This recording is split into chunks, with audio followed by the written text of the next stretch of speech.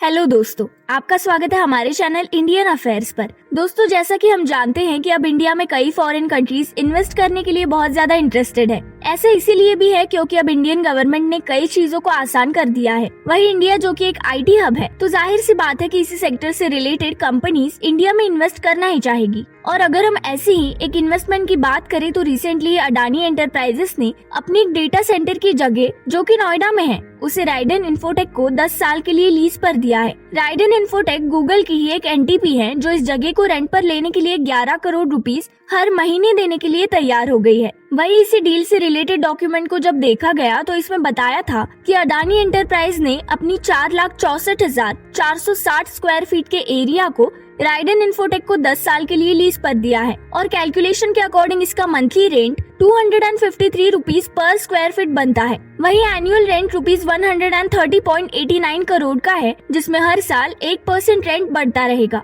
वही फरवरी 2021 में अडानी एंटरप्राइजेस ने इसके साथ एक जॉइंट वेंचर भी फॉर्म किया था, जिसमें वो कई सारे डेटा सेंटर को डेवलप और कॉर्पोरेट करने वाले थे। इस जॉइंट वेंचर ने हाइपर स्केल डेटा सेंटर को बनाने के लिए चेन्नई, नवी मुंबई, नोएडा, वाइजैक और हैदराबाद जैसे सिटीज को चुना था, जिसके लिए नोएडा अथॉरिटी ने करीब 34,270 स्क्वायर मीटर की लैंड भी अलॉट की थी, जिसमें अडानी एंटरप्राइज ने करीब 2,400 करोड़ रुपीस का इन्वेस्टमेंट किया था। वही last month real estate consultant CBRE ने data centres in India powering up real estate in a data high era नाम की एक रिपोर्ट रिलीज की थी, जिसमें उन्होंने कई सारे डेटा सेंटर की डिमांड के बारे में बताया था, जिसमें डिजिटाइजेशन और पॉलिसी इम्पेटस की वजह से डेटा सेंटर की डिमांड पूरी इंडिया में बहुत ज्यादा बढ़ गई है। वही इस रिपोर्ट के अकॉर्डिंग उन्होंने इसका रीजन कोविड-19 पैंडेमिक को बताया था, जिसकी वजह से टेक्नोलॉजी और डेटा यूसेज में काफी ज्यादा इंक्रीमेंट हुआ है। साथ ही सीबीआरई की रिपोर्ट के अकॉर्डिंग और OTT, online gaming, smartphone usage, e commerce, online schooling, location agnostic work और साथ ही एडवांस टेक्नोलॉजी जैसे मशीन लर्निंग, 5G, ब्लॉकचेन और आर्टिफिशियल इंटेलिजेंस की वजह से डेटा ट्रांसमिशन में बहुत बढ़ोतरी हुई है। साथ ही इंडिया के डेटा सेंटर ने पिछले 5 सालों में करीब $14 बिलियन